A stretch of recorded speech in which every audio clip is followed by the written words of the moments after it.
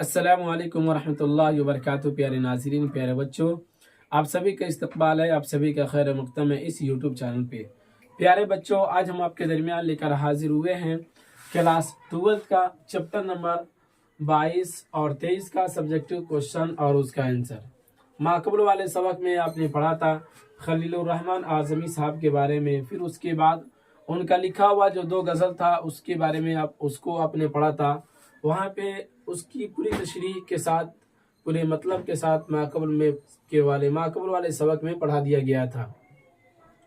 तो उसी का सवाल जवाब बाकी रह गया था, तो वही हम आपके दरमियान लेकर हाजिर हुए हैं। तो चलिए बिला ताख़ीर देख लेते हैं, शुरू करते हैं। तो शुरू करने से पहले मैं आपको बता दूं कि आज के सबक के अंदर आप बताइए के अंदर तकरीबन 6 सवाल दिए गए, इसको देखेंगे। फिर उसके बाद मुख्तसर गुफ्तगू के अंदर 5 सवाल दिए गए, उसको भी हम पढ़ेंगे आज के सबक में। तो चलिए शुरू करते हैं। सबसे पहले नंबर सवाल में जिक्र किया है खलीलुर रहमान आज़मी कहाँ पैदा हुए। क्या पूछा बाबू? खलीलुर रहमान आज़मी कहाँ पैदा हुए? तो उसके जवाब में जिक्र किया आजमगढ़ के गांव सीधा सुल्तानपुर में पैदा हुए थे। यानी आजमगढ़ के अंदर एक गांव पड़ता है जिसका नाम क्या था? सुल्तानपुर। क्या है बाबू? सीधा सुल्तानपुर। वही उसी जगह में ये पैदा हुए थे। फिर उसके बाद सवाल नंबर 2 कहता है खलीलुर रहमान का पेशा क्या था। पेशा का मतलब क्या होता है कि ये कौन सा काम करते थे, समझ रहे हैं? तो उसके जवाब में जिक्र किया अलीगढ़ में तदरीस का पेशा था। यानी कि ये अलीगढ़ तो गए थे, जैसा कि आप पढ़े हैं, तो अलीगढ़ पढ़ने के लिए गए और वहीं पे पढ़कर फिर उसी के अंदर वो सेट हो गए और वहीं पे पढ़ाने लगे। गोया कि तदरीस का माना क्या होता है? टीचिंग। क्या होता है बाबू? टीचिंग, यानी कि पढ़ाना, उसी को कहते हैं अरबी का लफ्ज़ दर्रस युदर्रिसु तदरीसन के माना क्या होता है बाबू? पढ़ाना। ठीक है ना? तो ये अलीगढ़ के अंदर ये तदरीस का इनका पेशा था, ये तदरीस का काम किया करते थे। सवाल नंबर 3 कहता है खलीलुर रहमान आज़मी का ताल्लुक किस इदारे से रहा है। ठीक है ना? ये तो इनका पेशे के बारे में पूछा गया और फिर पूछा कि किस इदारे से इनका ताल्लुक रहा है। तो इनका ताल्लुक अलीगढ़ मुस्लिम यूनिवर्सिटी से रहा है। यानी कि अलीगढ़ मुस्लिम यूनिवर्सिटी तो वो ऐसी यूनिवर्सिटी है जो क्या कहते हैं, वो अपनी तारीफ के मोहताज नहीं है, यानी कि सारी दुनिया उसको जानती है। तो उसी यूनिवर्सिटी से इनका ताल्लुक रहा है। सवाल नंबर 4 कहता है उनके एक मजमूए का नाम बताइए। तो उनका एक मजमुआ का नाम यहाँ पे यह लिख लीजिए। एक मजमूए का नाम नया अहदनामा है। क्या बाबू? उनके एक मजमुआ का नाम नया अहदनामा है।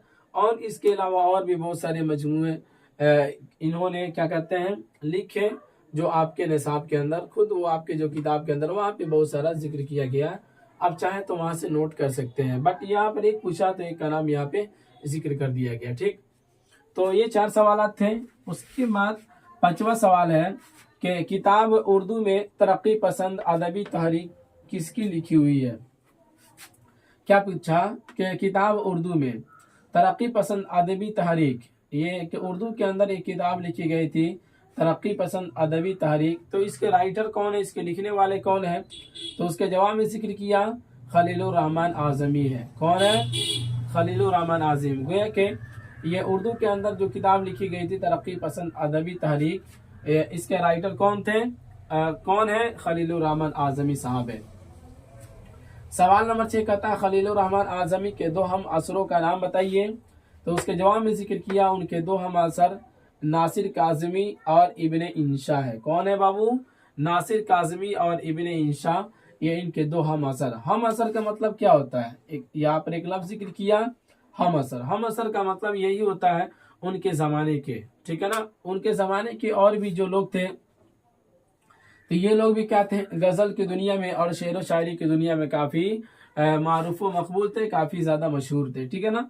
तो हम असर का मतलब होता है कि इनका ज़माना और ये खलीलुर रहमान आज़मी साहब का ज़माना एक तरह, यानी एक ही ज़माने में ये दोनों लोग क्या थे, क्या हुए, पैदा हुए और एक ही साथ ये लोग मतलब एक ही ज़माने के अंदर वो ज़िंदगी गुजारे। जैसे कि अगर एग्जाम्पल के तौर पर कह लिया जाए हमारे हम असर कौन है, तो हम लोगों के दरमियान जो अभी जो टीचर काम कर रहे हैं तो उनका नाम जिक्र किया जाएगा, वो लोग हैं। ठीक है ना? आपके हम असर कौन है? تو آپ کے ساتھ جو بچے پڑھ رہے ہیں، آپ کے سامنے جو آپ کے ارد گرد میں جو ہے آپ کے ساتھی میں، تو وہ آپ کے ہم اثر ہوئے، سمجھ گئے؟ تو اتنی کے دو ہم اثر تھے، ناصر کاظمی اور ابن انشا۔ تو یہ رہا آپ کے درمیان۔ آپ بتائیے کے اندر تقریباً 6 سوالات دیے گئے، تو اس کو آپ نے پڑھا۔ چلیے مختصر گفتگو کو پڑھ لیتے ہیں۔ تو چلیے مختصر گفتگو کا پہلا سوال ہم دیکھ لیتے ہیں۔ پہلا سوال میں ذکر کیا بابو کہ خلیل الرحمن اعظمی کی شاعری میں کیسی کیفیت پائی جاتی ہے، اس کو بیان کرے۔ مطلب اس کو پوچھا ہے کہ خلیل الرحمن اعظمی کی شاعری میں کیسی کیفیت پائی جاتی ہے، تو اس کے جواب میں ذکر کیا خلیل الرحمن اعظمی اپنے شاعری میں گہرے انسانی سوز کی شمولیت کے لیے احترام کی نگاہ سے دیکھے جاتے ہیں۔ سوز، انسانی سوز کا مطلب ہوتا ہے انسانی درد، ٹھیک ہے نا؟ تو گویا کہ ان کے دلوں میں انسان کے پرتی کافی زیادہ درد تھا، تو اس وجہ سے ان کو جو ہے بڑی احترام کی نگاہ سے دیکھا جاتا ہے۔ رفتہ رفتہ ان کی شاعری میں حزن و ملال کی کیفیت بڑھتی چلی گئی۔ آخری زمانے میں ان کے یہاں موت کا احساس اور زندگی کے سمیٹنے کا انداز بار بار ابھرتا ہے۔ پھر اپنی طویل بیماری کے دوران تو انہوں نے وصیت نامہ بھی لکھ لیا تھا، لیکن اس غم انگیزی میں اور زندگی کے حقائق کے فرار کے بجائے مقابلہ آرائی دیکھنے کو ملتی ہے، سمجھ رہے نا؟ تو یہ تھا ان کی کیا کہتے ہیں شاعری کی کیفیت۔ ان کی شاعری میں اس طرح کی کیفیت پائی جاتی تھی، سمجھ رہے نا؟ اور اس کی پوری تفصیل ہے، ہم تو آپ کو چیپٹر میں بھی سمجھا بھی دیے ہیں کہ کس طرح سے وہ خلیل الرحمن اعظمی صاحب جو اپنے آخری وقت میں موت سے لڑنے کے بجائے وہ کیا کرتے ہیں، اپنی زندگی کو بہتر بنانے کی وہ کوشش میں لگے ہوئے تھے، اور اپنی زندگی میں ہی انہوں نے کافی ساری چیزیں وہ دیکھ لیے، ٹھیک ہے نا؟ اور وصیت نامہ بھی لکھ لیا۔ تو وہ کہتے ہیں کہ وہ بھاگنے والوں سے نہیں ہے بلکہ مقابلہ کرنے والوں میں سے تھے۔ اسی وجہ سے مطلب ایک پوائنٹ کی وجہ سے ان کی کافی زیادہ مقبولیت ہوئی اور کافی زیادہ ان کی شہرت بھی ہو گئی، سمجھ رہے ہیں؟ چلیے سوال نمبر 2 دیکھتے ہیں۔ کہتے ہیں دوسری غزل کا قافیہ اور ردیف اپنی کافی میں لکھیے، یعنی کہ دوسری غزل کے اندر قافیہ کون سا ہے اور ردیف کون سا ہے اس کو ذکر کیا۔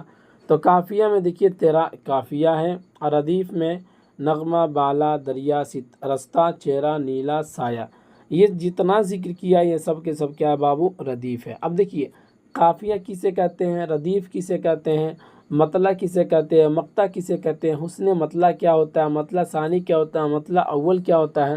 تو جب ہم قواعد جو پڑھا رہے ہیں نا، تو جب وہاں تک کی بحث آئے گی تو انشاءاللہ آپ وہاں پہ اچھے سے سمجھ لیجئے گا، اچھے سے ہم آپ کو سمجھا دیں گے یہ ساری چیزیں۔ بس اتنا یاد رکھیے گا کہ نغمہ بالا دریا رستہ چہرہ نیلا سایہ یہ سب کے سب کیا ہوتا ہے، ردیف ہوتا ہے، ٹھیک۔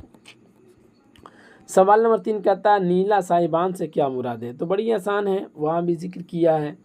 نیلا صاحبان سے مراد شاعر کی مراد آسمان کا سایہ ہے۔ اس شعر سے ظاہر ہوتا ہے کہ شاعر رنج و الم کی حالت میں بھی رجائیت کے پہلو سے مایوس نہیں ہوتا، یعنی کہ اس کے اوپر کتنوں غم آ جائے، کتنوں اس کے اوپر پریشانیاں آ جائے، لیکن پھر بھی وہ کیا ہوتا ہے، رنج و الم کی حالت میں وہ مایوس نہیں ہوتا ہے۔ یعنی سورج اور شاعر پر مہربان نہیں ہے تو کیا ہوا، سورج تو کائنات کا ایک تنکا ہے، شاعر کو نیلے آسمان کے سائے کا پورا بھروسہ ہے کہ وہ ضرور میرے اوپر سایہ بنائے رہے گا، اس لیے شاعر رنج و الم کی حالت میں بھی مایوس نہیں ہے۔ تو دیکھیے مایوس انسان کو ہونی بھی نہیں چاہیے، سمجھ رہے نا؟ مایوسی بہت بری چیز ہے، مایوس ہونا بھی نہیں چاہیے۔ آگے بڑھتے ہیں۔ خلیل الرحمن اعظمی کا تعلق اردو ادب کی کس تحریک سے رہا ہے؟ کیا پوچھا؟ اردو ادب کی کس تحریک سے رہا ہے؟ تو خلیل الرحمن اعظمی کا تعلق اردو ادب کی ترقی پسند تحریک سے رہا ہے۔ یہی وجہ ہے کہ انہوں نے اپنے تحقیقی مقالے کے لیے اسی موضوع کا انتخاب کیا۔ پروفیسر رشید احمد صدیقی کی نگرانی میں خلیل الرحمن اعظمی نے اپنا تحقیقی مقالہ مکمل کیا۔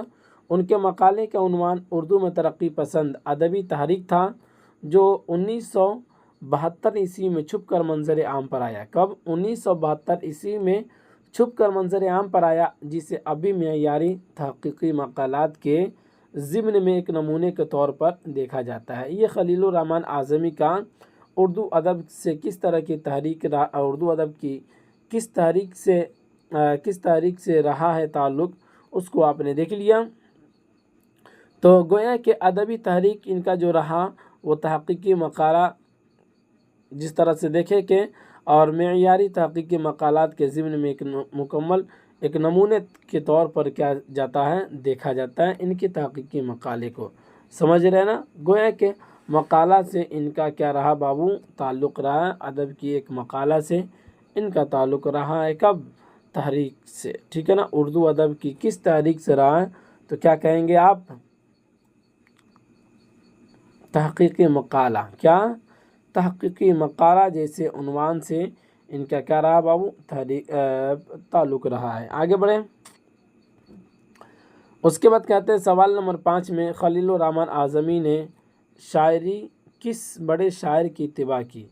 شاعری میں کہہ لیجئے اپنی شاعری کس بڑے شاعر کی اتباع کی ہے، اتباع میں کی، اپنی شاعری کس بڑے شاعر کی اتباع میں کی، مطلب یہ کہہ لیجئے اپنی شاعری میں کس شاعر کی وہ اتباع کیے ہیں، تو اس کے جواب میں ذکر کیا خلیل الرحمن اعظمی نے عام طور سے اپنی شاعری میں میر تقی میر کی پیروی کی ہے۔ خلیل الرحمن اعظمی نے جس زمانے میں اپنی شاعری کی ابتدا کی تھی وہ تقریباً جدیدیت کے آغاز کا مرحلہ تھا۔ کیا تھا؟ جدیدیت کا آغاز کا مرحلہ تھا۔ یہی وہ زمانہ تھا جب شاعروں میں میر تقی میر کی پیروی کو بڑی اہمیت حاصل تھی، چنانچہ خلیل الرحمن اعظمی نے اپنی شاعری میں میر کی تقلید کا خاصا التزام کیا ہے۔ کس کی؟ میر کی۔ سمجھ رہے نا؟ گویا کہ میر تقی میر کی انہوں نے پیروی کی ہے۔ تو اور یہ جو کہتے ہیں جب یہ شاعری کی ابتدا کیے تھے تو کب تھا؟ وہ جدیدیت کے آغاز کا مرحلہ تھا، یعنی کہ اس وقت جدید دور کا شروعات ہوتا ہے، جیسا کہ آپ ساری چیزیں ماقبل میں سبق کے اندر آپ پڑھ لیے ہیں، ٹھیک ہے نا؟ تو یہ رہا آپ کے درمیان 5 سوالات جس کو ذکر کر دیا گیا مختصر گفتگو کے اندر۔ امید کرتے ہیں کہ آپ کو سمجھ میں آیا ہوگا۔ چلیے اجازت دیجیے، پھر ملیں گے اگلے والے سبق میں، اسی پر اقتدام کرتے ہیں۔ خدا حافظ۔